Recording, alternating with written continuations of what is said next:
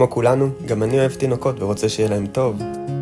מחקרים מראים שזה הדבר הכי חשוב להורים, איזה הורים הם יהיו לילדים שלהם. כשיצאנו לדרך, אחד הדברים הראשונים שעשינו, זה אספנו הורים וראיינו אותם על מנת לברר מה זה לדעתם איכות חיים של תינוקות. כשניגשנו אליהם ושאלנו אותם מה אתם רוצים, הם אמרו לנו, תנו לנו משהו שאפשר לצעוד איתו קדימה.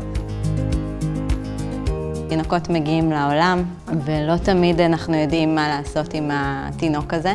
לא כל התינוקות נראים ומתנהגים אותו דבר. אנחנו צריכים ללמוד עליו המון, ואז אנחנו באמת באיזשהו תהליך של ניסוי וטעייה. המון מידע שיש מסביב, אבל פחות מדי ידע.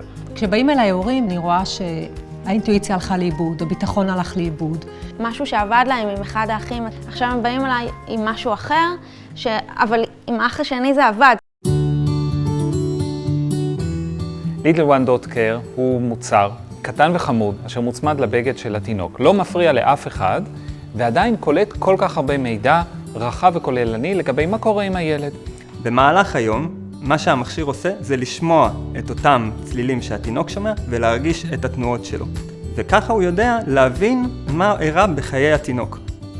אם הורה יכיר את הילד שלו ויכיר את הצורך שלו, כבר המערכת יחסים כתינוק יכולה להיות אחרת. ההורה יכול לקבל נתונים גם כשהסבתא שומרת, גם כשהמטפלת שומרת בגן, ולהבין בעצם מה הם עושות שם. אז היא יכולה לעשות אותו דבר בבית.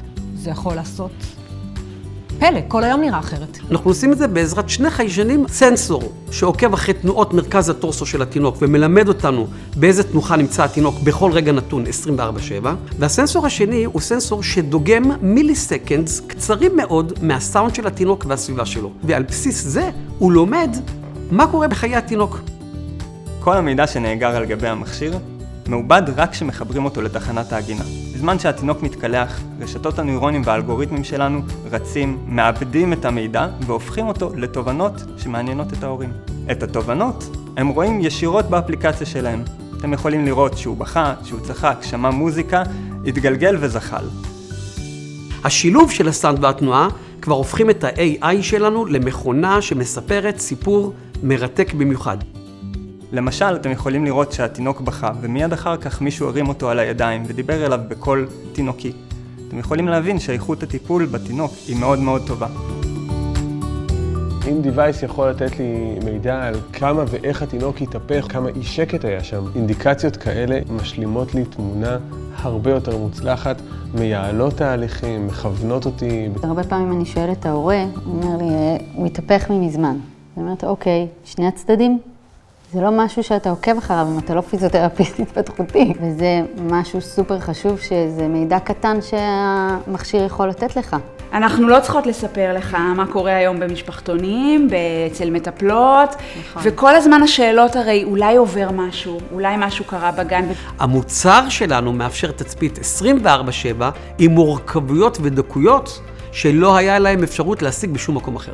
אם היה להם איזשהו מעקב לדעת מה עבד, הגידול היה בינגו. גם הילד היה יותר מרוצה, וגם ההורה היה מרוצה. אנחנו עדיין חברה קטנה, וכבר יש לנו את מאגר המידע הכי גדול בעולם של פעולות של תינוקות. זו הסיבה שיועצות ומומחים, רופאים, בתי חולים ואפילו גופים מסחריים ענקיים רוצים לעבוד איתנו. אנחנו על סף התחלה של מחקר לגבי תינוקות וילדים אשר יצמידו את המכשיר אליהם.